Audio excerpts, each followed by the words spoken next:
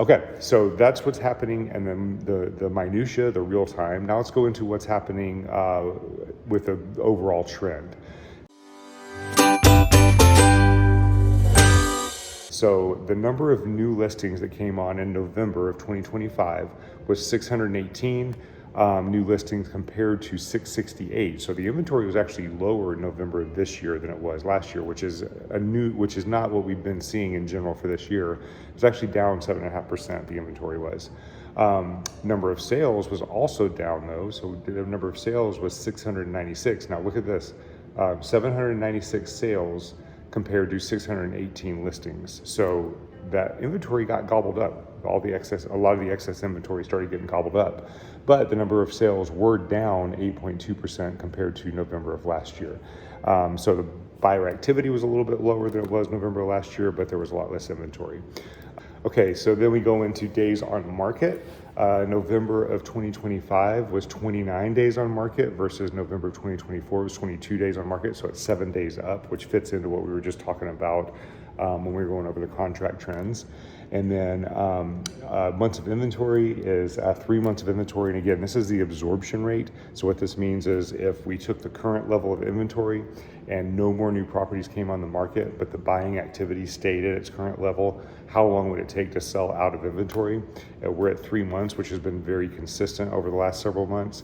And what this absorption rate tells us if the absorption rate is 5 to 6%, that's a good normal market. Anything below 5% is considered a seller's market. Anything above 6% is considered as a buyer's market. So we're still in that seller's market, is what this months of inventory tells us.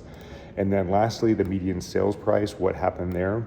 November 2025, it was at $740,000. November 2024, it was at $705,000. So the median sales price went up 5% versus November of 2024.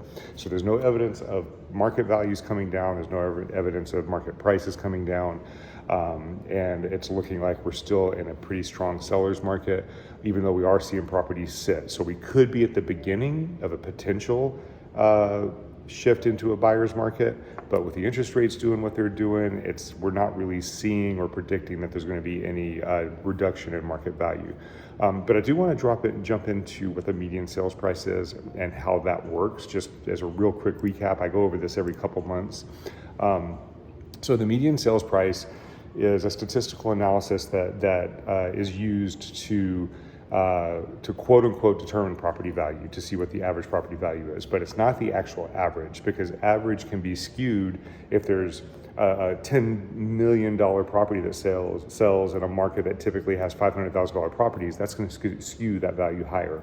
So instead, they use a median sales price, which is the number that falls right in the middle of the statistical data set that they have. So if there's 1,501, I'm giving a round number here, properties that sold in a given month, they're going to go for number 750. They're going to put that middle number, that's going to be the median sales price.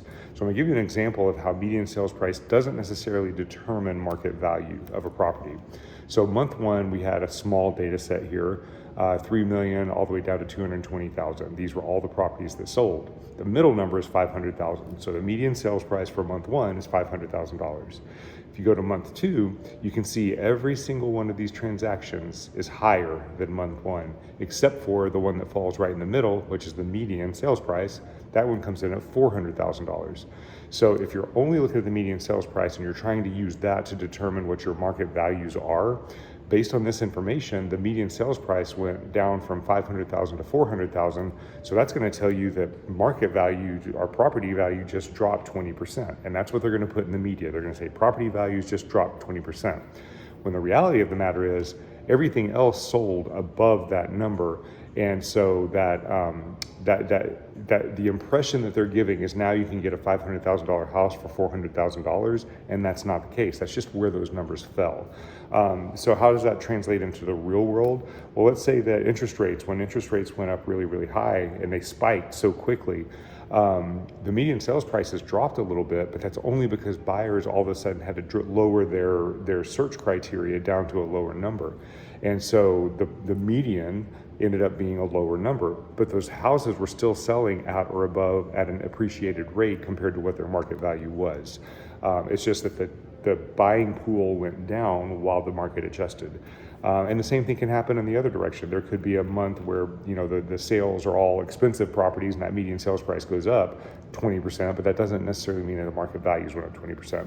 So you have to look at your value on a property but on a case-by-case basis, and then from there you go to a small radius around that property, ideally within a mile of that property or in the same neighborhood, and then you go out to you take that neighborhood, then you go out to the city. So you really have to go a case-by-case basis, and you slowly but surely kind of expand that circle, and the further you expand that radius, the less accurate it's going to get to what that actual property value is.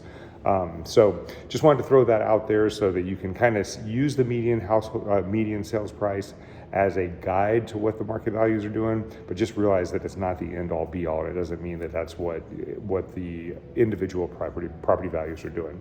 Okay, if you have any questions about any of this, please feel free to reach out to us. Our number is 703-783-2143, and we'd be happy to sit down with you on the buy side or the sell side and let you know what your situation is and how we might be able to help you. All right, everybody have a great week out there. Stay safe driving in the snow, and we'll see you next week.